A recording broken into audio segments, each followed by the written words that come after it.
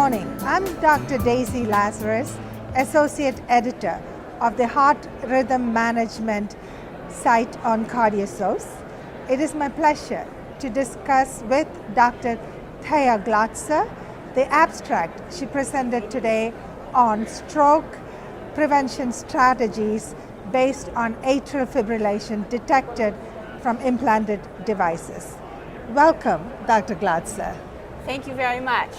So, what do we know about atrial fibrillation detected from devices and the management, and what are the gaps that led you to do your study? Well, thank you very much for having me. So, the topic of atrial fibrillation detected by implanted devices has been an area of my interest for the last 10 years. So, when patients come to a clinic and they have a pacemaker or a defibrillator and the information is downloaded in the clinic, we suddenly see episodes of atrial arrhythmias that the patients didn't know they have. And the question is, what should we do with this information? Does it increase the risk of stroke?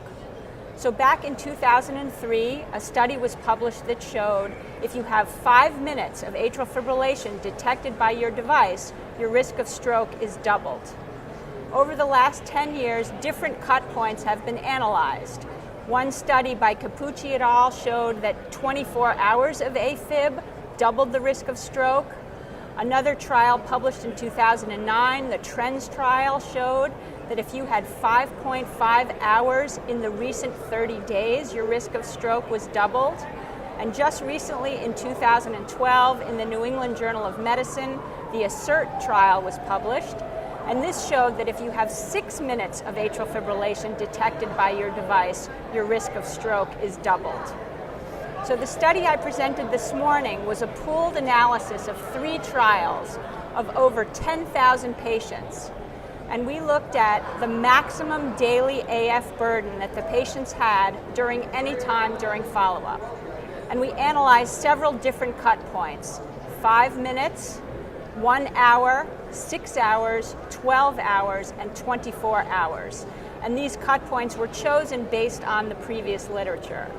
And what we showed is that in all time cut points, more AF was associated with a higher stroke risk than less AF. This is very fascinating. So what are practitioners to do based on your study with device-detected AFib? Do you have any recommendations? Okay. So currently, the CHADS-2 score applies only to patients who already have atrial fibrillation. And I think what will happen in the future is that AF will be added to something like a CHADS-2 score. Having spent 10 years looking at this, we have not come up with a cut point. There is no answer to this question. So I think in the future, something like a CHADS-2 risk stratification will apply to all patients, and AF will be one more point in that risk stratification scheme. Wonderful. That was a very enlightening conversation. Thank you, Dr. Glatzer. Thank you very much.